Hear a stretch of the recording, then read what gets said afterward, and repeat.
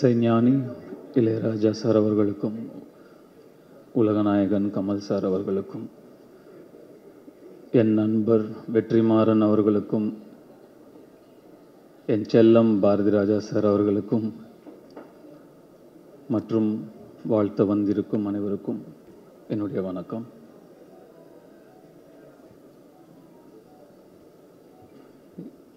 எண்ணம் போல் வாழ்க்கை அப்படின்னு ரொம்பவும் நம்புறதும் அடிக்கடி சொல்கிறதும் உண்டு. What you think you become. Manifesting. நம்மள பல பேர் இரவு தூக்கம் இல்லைன்னா இளையராஜா சாரோட பாட்டை அப்படியே கேட்டுட்டு எதமா மெய் மறந்து தூங்குவோம். ஆனால் நான் பல இரவுகள் இளையராஜா சாராகவே நடித்தா எப்படி இருக்கும்னு என் மனசில் நடித்து பார்த்துட்டு படுத்துகிட்டே இருந்திருக்கேன் தூக்கம் இல்லாமல். மேனிஃபெஸ்டிங்.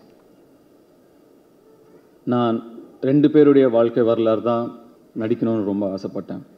ஒன்று இசைஞானி இளையராஜா அவர்களுடையது, இன்னொன்று சூப்பர் ஸ்டார் ரஜினிகாந்த் அவர்களுடையது. ஒன்று நடக்குது. இது எனக்கு மிகப்பெரிய கர்வத்தை கொடுக்குது. இந்த இடத்துக்கு வர முடிஞ்சது, இந்த வாய்ப்பு எனக்கு கிடைச்சிருக்குங்கிறது. நான் இளையராஜா சாருடைய ரசிகன், பக்தன். அவருடைய இசைதான் எனக்கு துணை, மை கம்பேனியன். இது எல்லாருக்குமே பொருந்தும். அதை தாண்டி அவருடைய இசை எனக்கு ஒரு நடிப்பு ஆசானும் கூட. எனக்கு நடிப்புன்னா என்னன்னு தெரியாத காலத்திலேருந்து இப்போ வரைக்கும் ஒரு காட்சியை படமாக்கிறதுக்கு முன்னாடி அந்த காட்சிக்கு தகுந்த மூடில் இருக்கிற ஒரு இளையராஜா சாருடைய பாடலையோ பிஜிஎம்மையோ கேட்பேன். அந்த இசை அந்த காட்சியை எப்படி நடிக்கணும்னு எனக்கு சொல்லும். அதை அப்படியே உள்வாங்கி அந்த காட்சியில் நான் நடிப்பேன். வெற்றிமாறன் ஒரு சில தடவை இதை பார்த்துருக்காரு நான் பண்ணுறத. இப்போவும் இது ஒரு பெரிய சேலஞ்ச், இந்த கதாபாத்திரத்தை நடிக்கிறது பெரிய சேலஞ்ச், பெரிய ரெஸ்பான்சிபிலிட்டி அப்படின்னு சொல்கிறாங்க. எனக்கு அப்படி தெரியல. ஏன்னா இப்போவும் அதே இசை எனக்கு சொல்லும் அதை எப்படி நடிக்கணும் அவராகவே அப்படின்னு. ஸோ இப்போ மேலே வரும்போது, சார் நீங்கள் முன்னாடி போங்க, நான் அப்படியே உங்களை பின்னாடி ஃபாலோ பண்ணி வரேன்னு. நான் என்ன உனக்கு கைடா அப்படின்னு சார் கேட்டார். கைடு தான் சார், கைட் பண்ணிகிட்டே தான் வந்துட்டுருக்கீங்க இவ்வளோ வருஷமாக. நான் ஃபாலோ பண்ணி வந்துகிட்டே தான் இருக்கேன். ஏற்கனவே சொன்ன ஒரு இன்சிடெண்ட் தான், நான் திரும்பியும் சொல்கிறேன். நான் ஒரு பாடல் விடுதலைக்காக ரெக்கார்ட் பண்ண வரும்பொழுது சார் என்னை கேட்டாங்க, போய் பாடு அப்படின்னா. போகும்போது அவர் அங்கேயே இருந்தார். சார் நீங்கள் இங்கே தான் இருப்பீங்களா அப்படின்னு கேட்டேன். நான் என்றைக்கு உன் கூட இல்லை அப்படின்னு திருப்பி என்னை கேட்டார். ஆமாம் சார், என் அம்மா வயிற்றில் நான் இருக்கும்போதுலேருந்து நீங்கள் என் கூடயே தான் இருக்கீங்க அப்படின்னு நான் சொன்னேன். இப்போவும் அதுதான் உண்மை. கூடவே தான் இருக்கார், கூடவே தான் இருப்பார்.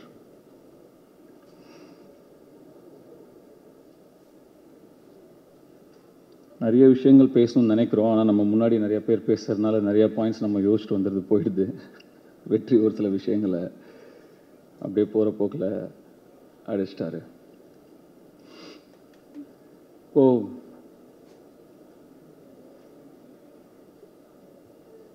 ஒரு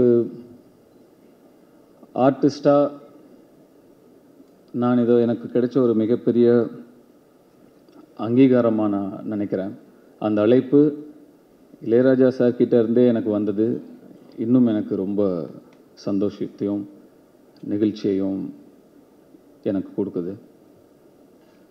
இசையாகவே, இசை ஞானியாகவே, இசையின் கடவுளாகவே நடிக்கக்கூடிய வாய்ப்பை அந்த சிவன் எனக்கு கொடுத்துருக்காரு.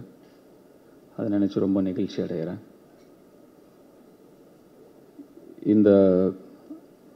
இங்கே இதை வாழ்த்த வந்திருக்கும் கமல் சார், அவருக்கு இசை மீதும் இசைஞானி மீதும் இருக்கும் காதலையும் அன்பையும் இதை காட்டுது. ரொம்ப நன்றி சார். அருண் நிறைய ப்ரெஷர் போடுறாங்கன்னு நினைக்கிறேன். எந்த ப்ரெஷரை எடுத்துக்காதீங்க. இதை என்ஜாய் பண்ணி பண்ணுற ஒரு விஷயமாக தான் நான் பார்க்குறேன். இந்த ஒரு வரலாற்று சிறப்பு மிக்க ஒரு படைப்பில் நம்ம இருக்கோங்கிறத என்ஜாய் பண்ணணுமே தவிர நம்ம அதை ப்ரெஷர் எடுத்துக்கூடாது, சேலஞ்சாகவும் நினச்சக்கூடாதுன்னு நான் நினைக்கிறேன். இந்த இடத்துல நான் இவ்வளவு மட்டுமே பேச நான் நினைக்கிறேன். இசையை பற்றியும் இசை ஞானியை பற்றியும் பேசும் ஒரு மேடை வரும். அப்போ நான் விரிவாக இன்னும் நிறைய விஷயங்களை பகிர்ந்துக்க விரும்புகிறேன். I am so blessed. Thank you so much for all of you for coming and blessing us. இப்போதைக்கு ஏனோ தெரியல, ஒரு ஓரமாக நின்று குயில் பாட்டு அப்படிங்கிற பாட்டை வந்து ரெக்கார்ட் பண்ணும்போது எங்கள் அப்பா இப்படி நின்று பார்த்துட்டு இருந்த அவருடைய முகம்தான் எனக்கு இங்கே ஃபுல்லாக தெரிஞ்சுக்கிட்டே இருக்குது. இங்கேருந்து போகும்போது அவருக்கு ஃபோன் பண்ணி நான் கண்டிப்பாக இதை நான் பகிர்ந்துக்கணும்னு ஆசைப்பட்றேன். இன்னும் நிறையா இருக்குது. அப்புறம் லேட்டர் பேசுறது கண்டென்ட் இருக்காமல் போயிடுங்கிறதுனால இப்போ இதோட ஸ்டாப் பண்ணிக்கிறேன். Thank you so much. எல்லாருக்கும் வணக்கம். ரசிகர்களாக ராஜா சார் மியூசிக்கை கேட்டு வளரும்போது என்னெல்லாம் நமக்கு தோணுமோ அதெல்லாம் அவங்க சொல்லிட்டாங்க. எனக்கு வந்து ராஜா சார் மியூசிக் பற்றி எப்போ கேட்டாலும் வந்து நான் ஒன்று தான் சொல்லுவேன். அது வந்து எங்கள் அம்மாவுடைய அன்பு மாதிரி. It's a constant, it never changes.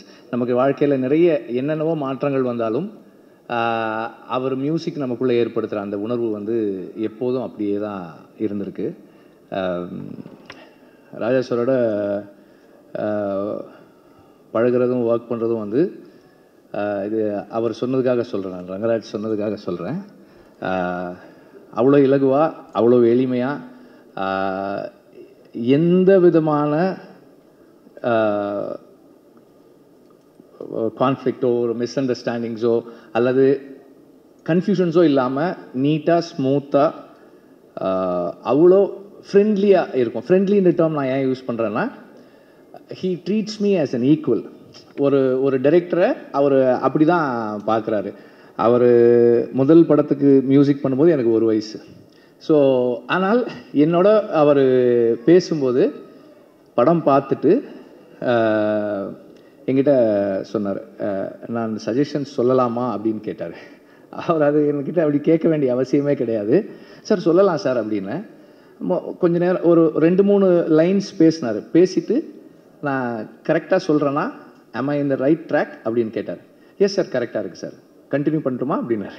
Yes sir அப்படின்னு அதுக்கப்புறம் தான் சொன்னார். சொல்லிவிட்டு ஆஸ் அ மியூசிக் டைரக்டர் இது எனக்கு தோணுது, உனக்கு என்ன ஃபீல் பண்ணுறியோ நீ அதை பண்ணு அப்படின்னு சொன்னார். ஸோ அந்த அளவுக்கு என்னை வந்து ஒரு அந்த ஸ்பேஸில் வச்சு தான் வந்து அவர் ஒர்க் பண்ணுவார். இப்போ நான் வந்து மனுஷின்னு ஒரு படம் ப்ரொடியூஸ் பண்ணுறேன், கோபி நயனாருடைய செகண்ட் ஃபில்ம். அந்த படம் வந்து ராஜா சார், கோபி ரொம்ப ஃபீல் பண்ணார். ராஜா சாரோட மியூசிக்கு ஒரு போஸ்டரில் அவரோட பேர் கூட என் பேரும் இருக்கிறது வந்து எனக்கு அவ்வளோ பெரிய பெருமையாக இருக்கும் அப்படின்னாரு. அதுக்கப்புறம் நான் சாரை கேட்டேன், சார் இப்படி ஒரு படம் பண்ணுறேன் சார், பண்ணுறீங்களா அப்படின்னு. பண்ணலாம், டைரக்டர் வர சொல்லுங்கன்னாரு. வந்து அப்புறம் பேசினாங்க. அதில் 2-3 இன்ஸ்டன்சஸ் இருந்தது எனக்கு.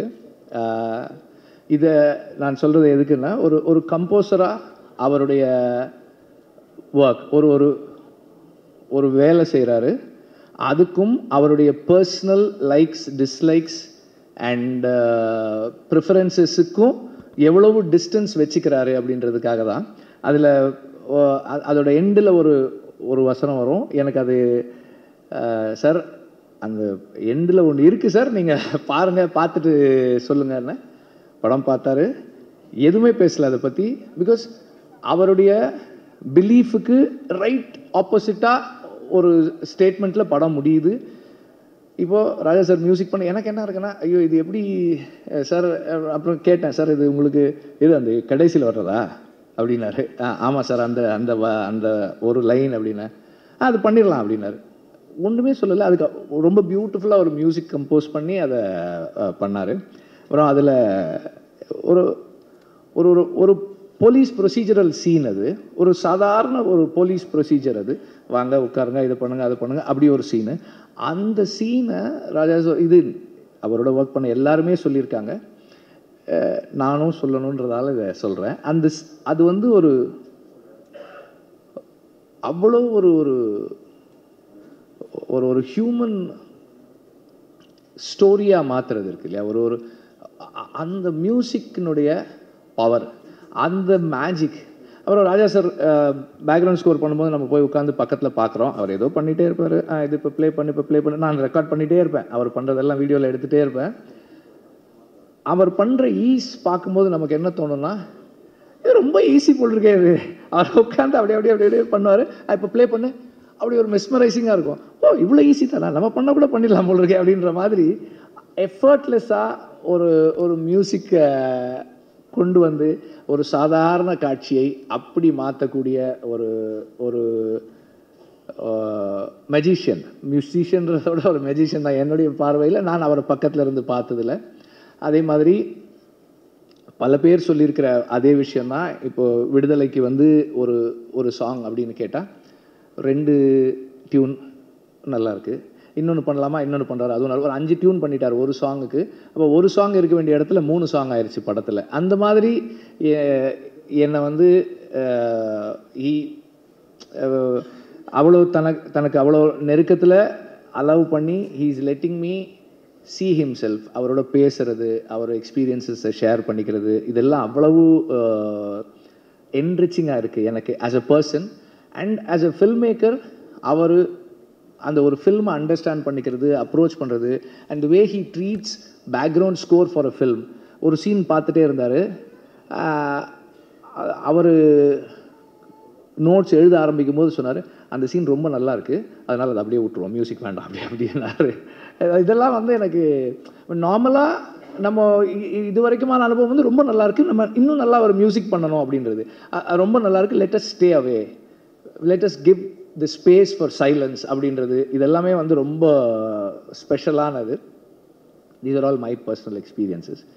அண்ட் ராஜா சாருடைய லைஃபை படமாக எடுக்கிறது அப்படின்னும் போது it's a big documentation of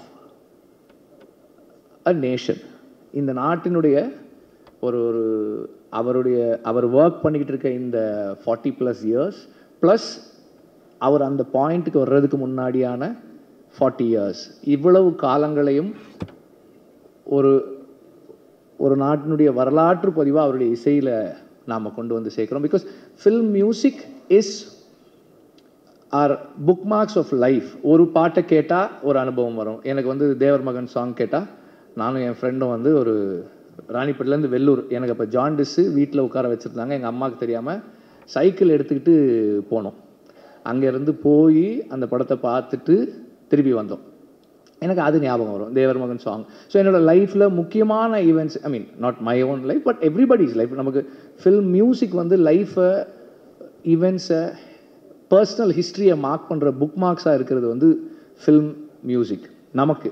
அப்போ அந்த மாதிரி இன்றைக்கி இருக்கிற இங்கே இருக்கிற எல்லாருடைய வாழ்க்கையிலும் ஏதோ ஒரு விதத்தில் அவங்களோட பர்சனல் ஹிஸ்ட்ரியில் ராஜா சாரோட மியூசிக் இருக்குது. அவரோட லைஃப் ஒரு ஃபில்மாக ஆகுது அப்படின்னும் போது it is our own films also being mat. இப்போது நான் ரொம்ப விரும்பி கேட்ட ஒரு பாடல், என் வாழ்க்கையில் ரொம்ப முக்கியமான பாடல், அது உருவானதை அந்த படத்தில் நான் பார்க்கும்போது என் வரலாறும் அந்த பாடல் இருக்குது. அதனால் வந்து இது Tamil music, Tamil film music கேட்டு வளர்ந்த அத்தனை பேருடைய படமாகவும் இது இருக்கும். அண்ட் இந்த படத்தில் ஏதாவது ஒன்று நானும் இதில் ஏதாவது ஒரு விதத்தில் கான்ட்ரிபியூட் பண்ணுறதுல வந்து ரொம்ப பேஷனட்டாக இருக்கேன். ஏதாவது ஒரு விதத்தில் பண்ணணும் அப்படின்றத ரொம்ப விருப்பமாக இருக்கேன். And Arun, it's a big gift that is been given to you. I wish you all the very best. And it is going to be yet another challenge for Dhanush. Of course, எந்த challenge கொடுத்தாலும் அவர் அதை வந்து ரொம்ப சக்ஸஸ்ஃபுல்லாக தாண்டி வருவார். To be Raja sir, to be in that space and to be the person, it's going to be a big challenge and a treat for all of us. And இந்த படத்தில் ராஜா சாருடைய மியூசிக்கை கேட்குறதுக்கு நான் ரொம்ப ரொம்ப ஆர்வமாக இருக்கேன். Thank you very much. வணக்கம். ஒரு டைரக்டருக்கோ திரைக்கதை ஆசிரியருக்கோ ஆரம்பத்தில் ஏற்படும் குழப்பம் எல்லாம் எனக்கும் இருக்கிறது. எங்கேருந்து ஆரம்பிக்கிறது இந்த கதையை? நாங்கள் சந்தித்ததை பற்றி ஆரம்பிக்கிறதா, முதல்ல எங்கே பார்த்ததுன்னு நினைக்கிறதா? எனக்கு தெரியவே தெரியாது. ஒரு பாவலர் பிரதர்ஸ்ன்னு தெரியும். நான் வந்து அமர் தான் இளையராஜான்னு நினச்சிட்டு இருந்தேன். ஒரு ஃபங்க்ஷனுக்கு போகிறோம், அங்கே வந்து இளையராஜா அப்படின்னா இவர் எந்திரிக்காமல் உட்காந்துட்ருக்காரு, வேறு யாரோ நடந்து வராங்க. அவ்வளோதான் தெரியும் எனக்கு. அதற்கு பிறகு சார் நான் அந்த மாதிரி மியூசிக்கு ரசிகன் ஆரம்பித்து அது கொஞ்ச நாளில் அண்ணன் ஆகி ஐயா ஆகி அது இப்போ எல்லாரும் நினச்சிட்டு இருக்காங்க குணாவுக்கும் அபிராமிக்கும் ஒரு காதல் பாட்டு போட்டு கொடுத்துருக்காருன்னு. இல்லை, அது எங்களுடைய காதல் பாட்டு. என் கண்மணிக்கு நான் எழுதிய கடிதம் அதுக்கு இசையமைச்சிட்டார் அவர். அற்புதமான விஷயம். எனக்கு டைரக்டருடைய இதை பார்க்கும்போது பெரிய பிரம்மாண்டமான வேலையும் தான். அந்த இளையராஜா அவர்கள் எனக்கு பாடும்போது ஒரு சந்நியாச மந்திரம் பாட வேண்டிய நேரம் வந்தபோது ஒன்றும் பாடெல்லாம் முயற்சி பண்ணாங்க, விட்டுருங்க அதுவாக வரும் அப்படின்னாரு. பாடலில் ஒரு பெரிய கிளாஸ் அன்னைக்கு எனக்கு கிடைத்தது. அந்த கவனம் பண்ணுறது, எஸ்பிபி குரலில் இருந்தால் நல்லா இருக்குமான்னு ட்ரை பண்ணுறது, அதெல்லாம் பண்ணாதீங்க, உங்களுக்குள்ள ஒன்று இருக்கு, அது கிடைச்சா போதும் அப்படின்னு சொன்னாங்க. அந்த மாதிரி ஈஸியாக இருக்கணுங்கிறது தான் அவரே உங்களுக்கு கொடுக்க போகிறார் அந்த அட்வைஸு. அதை நானும் சொல்லுகிறேன். ஈஸி. நிறையா பேர் அதைத்தான் தனுஷன் சொன்னார், இந்த ப்ரெஷர் 1000 வரும், பட் நீங்கள் எப்படி அவரை பார்க்குறீங்களோ அப்படி எழுதுங்க. ஏன்னா எடுக்கணும்னு எடுத்தால் 8 பார்ட் எடுக்கலாம். ராஜாவை பிடிக்காதவர்கள் எடுத்தால் அது ஒரு படம். ஆனால் எப்படி எடுத்தாலும் அந்த இசை மேதைங்கிறவர் தனித்து நிற்பார். பிடிக்காதவங்க சொன்னா கூட இதை மறக்க முடியாதுல்ல. அவர் 6 அடியெல்லாம் கிடையாதுங்கன்னு ஆரம்பிப்பாங்க பிடிக்காதவங்க. ஆமாம், ஆனால் 1 அடி பாட்டு கேட்டால் போதும்.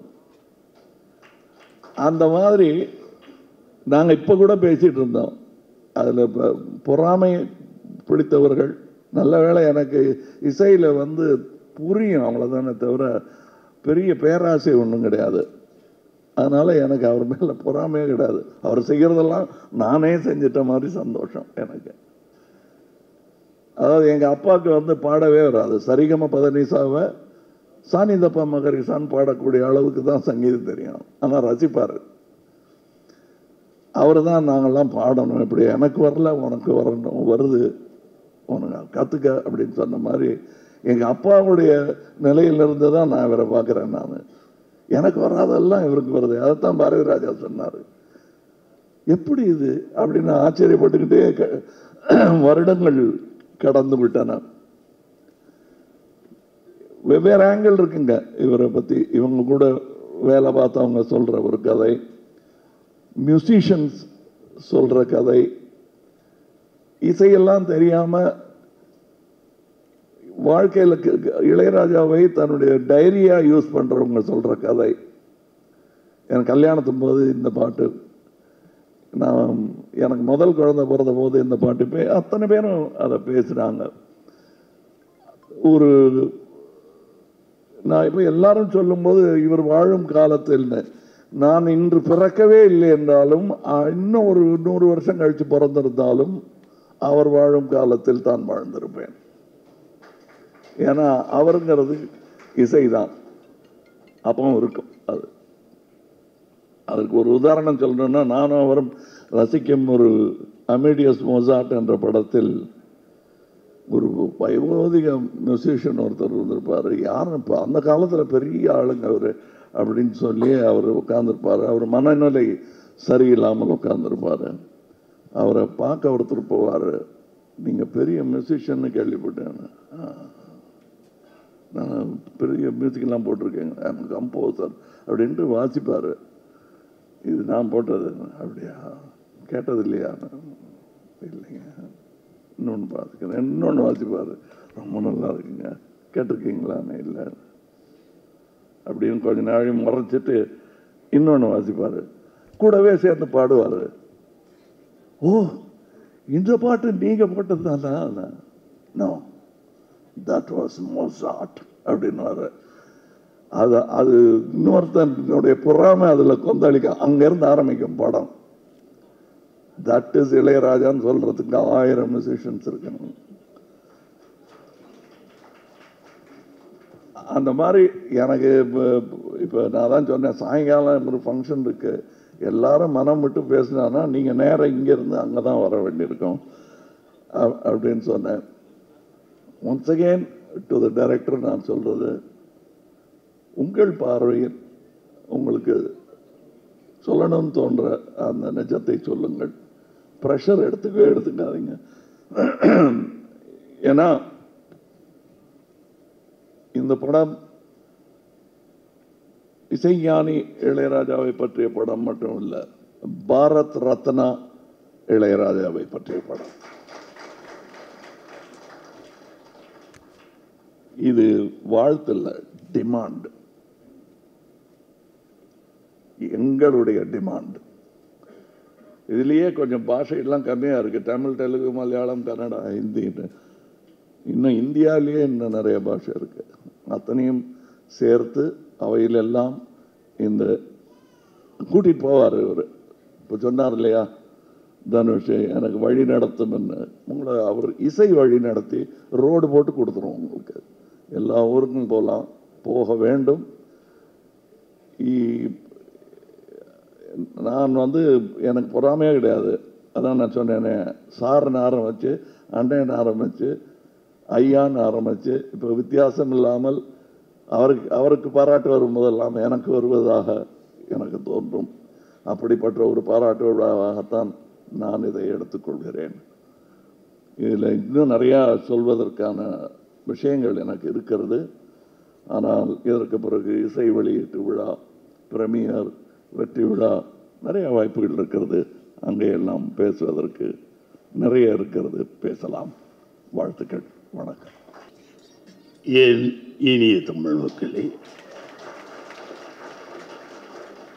உங்கள் பாசத்திற்குரிய பாரதி ராஜா ஏதோ ஒரு புதிய உலகுக்கு அந்த மாதிரி சொல்ல வரும்போது, என் நண்பன் இளையராஜா உலகத்தில் நம்ம எதையோ அதிசயமாக பார்ப்போம். உலக அதிசயங்கள் எத்தனையோ சொல்லுவாங்க. இன்றைய அதிசயம் தாஜ்மஹால் சொல்லுவாங்க. இப்படி ஒன்று அதில் இளையராஜா ஒரு பெரிய நினைவு. இந்தியாவிலேயே இதுவரையிலும் நானும் சினிமா கலைஞனாக வந்திருக்கேன், எத்தனையோ மியூசிக் டேரக்டர் பண்ணியிருக்கேன்.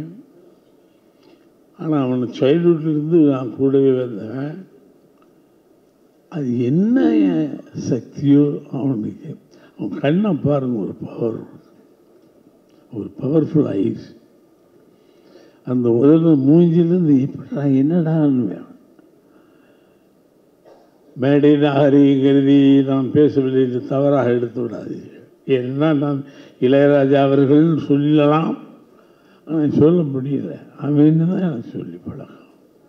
அதனால் அதை யாரும் தவறாக எடுத்துக்காதீங்க. சின்ன வயதிலிருந்து நான் ராஜாவை பார்க்குறேன். எனக்கு ரொம்ப அதிசயம். பக்கத்தில் இருந்து நான் வளர்ந்த நானே அதிசயப்படுறேன். when he compose, he forget himself. அவன் மூச்சோட இசையாக தான் வெளியே வரும். சும்மா அந்த விரலை வச்சு தட்டுனா நம்மளுக்கு இசை சத்தம் தாங்க. ஹார்மோனியை பெட்டில் அவன் கீபோர்டு வாசிக்கிறதில்ல. அந்த ஹார்மோனியை பெட்டி என்னை வாசி அவனை போட்டு துன்புறுத்தி எல்லா விரலையும் இழுத்து வரும். அவனும் ட்ரை பண்ணுறான், நல்ல மியூசிக் இல்லாமல் விட்டுருவான்னு. விட மாட்டேங்குது இந்த ஹார்மோனியம். கைவி அப்பேற்பட்டோம். என்ன உள்ள நுழைஞ்சோன்னு இந்த மாதிரி சின்ன ஃபங்க்ஷனாக இளையராஜாவுக்கு பார்த்து நாடாக இந்திய மாநிலங்களில் எத்தனை மாநிலங்கள் இருக்கிறதோ அத்தனையும் ஒன்று சேர்ந்து அவனுக்கு இந்திய அரசாங்கம் ஒரு பெரிய விழா நடத்த வேண்டும். அன்னைக்கு நான் அந்த விழாவில் கலந்துக்கணும் ஒரு ஆசை. அது ஒரு தூய்மையான சட்டை, தூய்மையான மூஞ்சி. எப்படி என் கூட தான் இருந்தேன், எப்படி இப்படி ஒரு ஞானம் வந்துச்சு? சின்ன வயசுலேயே ஞானம். எல்லா இடங்களும் சொல்லுவேன். அந்த காலத்து இன்றைக்கி என்ன, அந்த காலத்திலேயே ஒரு கம்பியை போட்டுக்குவான், இதில் கட்டுவான், இந்த கம்பி இங்கே போய் கட்டுவான், ஒரு பூட்டு எடுத்துக்குவான். நல்லா கவனிங்க, இதெல்லாம் ஏற்கனவே சொல்லிட்டேன். டொங்கின்னு ஒரு தட்டுவான், இது வைப்ரேஷனில் இந்த ஸ்ட்ரிங் இப்படி போகும்ல, வாசம் பூட்டை வச்சுக்கிட்டு ஒரு அதிசய பிறவின்னு மேடையில் நான் இருக்கேன் சொல்லலாம். உண்மையிலேயே ஒரு அதிசய பிறவி. காலங்களால் எத்தனை நூற்றாண்டுகள் ஆனாலும் இந்திய மாநிலமும் தமிழ் மாநிலமும் இளையராஜாவை மறக்க முடியாது. நானே அசதுவேன். கூட ஒரு பெற்ற தாய் அப்படின்னு பிள்ளையா அவங்களுக்கே அதிசயப்பட வச்சிருவோம். அதுபோல் ஒரு நண்பனாகவும் எனக்கு தெரியல, உன்னை பற்றி பேசுறது கூட எனக்கு வருது இருக்கான்னு தெரியல. தி கிரேட் இளையராஜா. இது எப்படி ரொம்ப கஷ்டம் இந்த படம் பண்ணுறது, ரொம்ப ஆராய்ச்சி பண்ணி பண்ணணும். அவனோடு இருந்து வளர்ந்து ஒவ்வொன்றையும் கவனித்து செய்யணும். பெரிய பொக்கிஷமாக வர வேண்டும். ஒரு சினிமா மாதிரி வரக்கூடாது. இந்தியாவில் மிகப்பெரிய பொக்கிஷம் இளையராஜா. அது வரும். அது தனுஷ் எனக்கு ஆச்சரியம், எப்படி கடவுள் போய் இப்படி சேர்த்து வைக்கிறாரு. நான் ரொம்ப அதிசயப்படுவேன். தனுஷ் ஐயோ எப்படி நான் நடிகனாக எடுக்கிறதா, இயக்குனராக எடுக்கிறதா, எழுத்தாளனாக எடுக்கிறதா, எந்த இதுக்கும் கட்டுப்படாதவே தனுஷ். எல்லாமுமாய் நான் கூட வேலை செஞ்சேன், மிரண்டு போயிட்டேன்.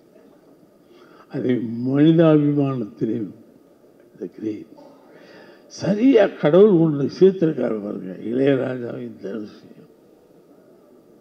ஏன்னா ஏதோ நடக்க இருக்கிறது, இது மிகப்பெரிய விஷயமாக இது நடக்க இருக்கிறது. அதனால தான் 2 பேரையும் கடவுள் கூட அந்த உட்கார வச்சுட்டார். ரொம்ப பேசக்கூடாது இளையராஜாவை பற்றி பொழுது நீங்கள், ஏன்னா தெரிஞ்சது தானே கதைச்சிக்கிட்டே இருக்கணும்.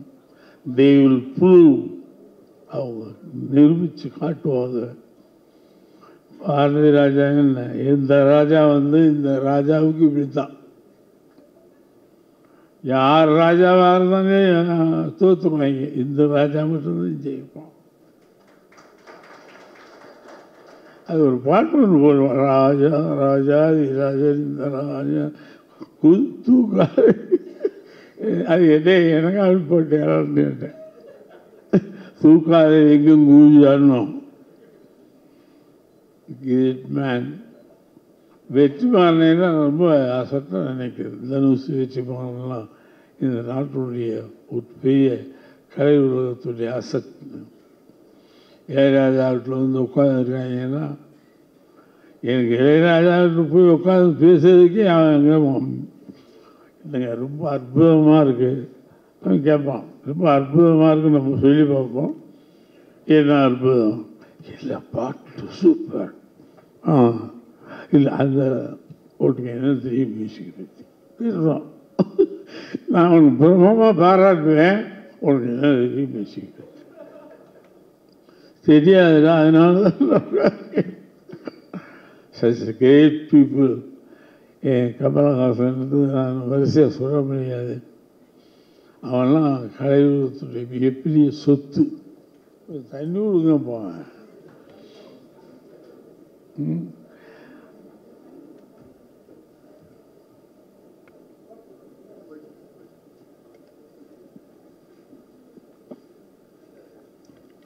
பதினாறு வயதிலே படம் எடுக்கும்போது நான் பெரிய popular hero,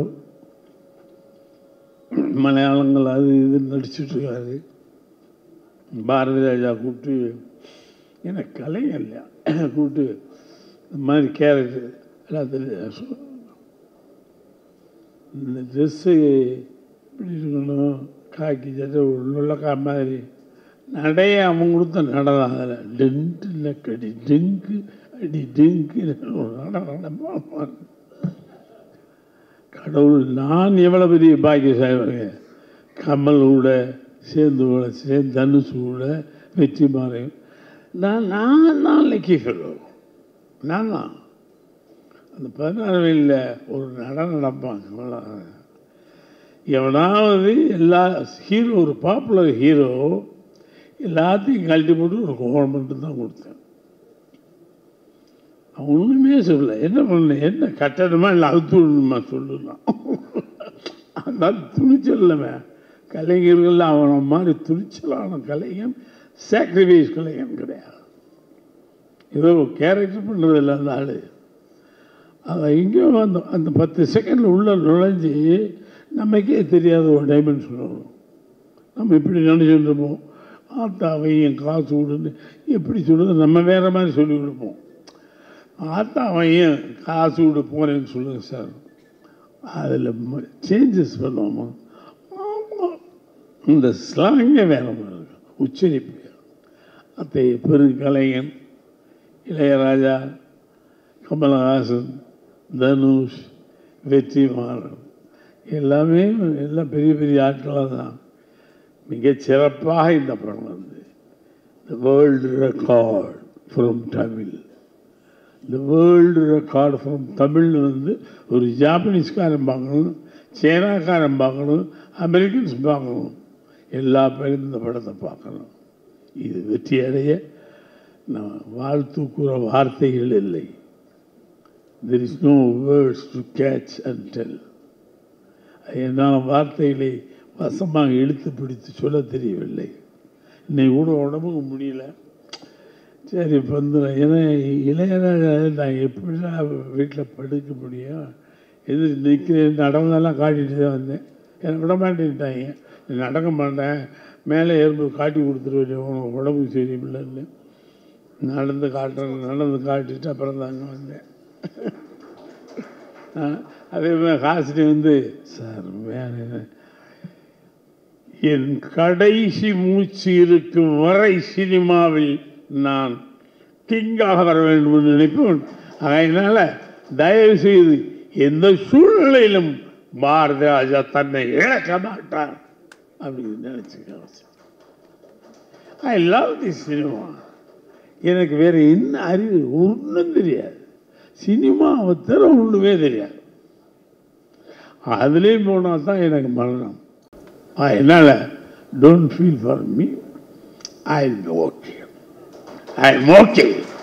now I am announcing, okay, I will do more films till the last film. எப்பயாவது வரும், ஒரு 100 வயசுலையோ 105 வயசுலையோ ஆசை பார்த்தீங்களா, ஒரு 100 வயசுலையோ 105 வயசுலையோ டைரக்ட் பண்ண அப்படிங்கிற ஒரு இதோடு மிகச்சிறந்த வாழ்த்துக்களை கூறி இந்த வேர்ல்டு ரெக்கார்டாக இந்த இளையராஜா படம் வர வேண்டும்.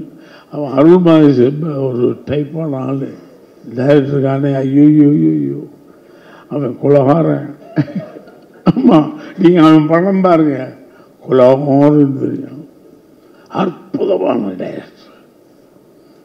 நான் எப்படா உனக்கு இவ்வளோலாம் வருது, நாங்களும் தான் இத்தனை படம் பண்ணிட்டோம், டைரக்டர் வந்துட்டோம். ஆனால் ஷாக் வித் அருள் மாதிரி கிரேட். உன்னுடைய கூட்டணி அற்புதமாக இருக்கிறது. மிகப்பெரிய உலக ரெக்கார்டு, வேர்ல்டு ரெக்கார்டாக இது திகழ வாழ்த்தி விடைபெறுகிறேன். நன்றி.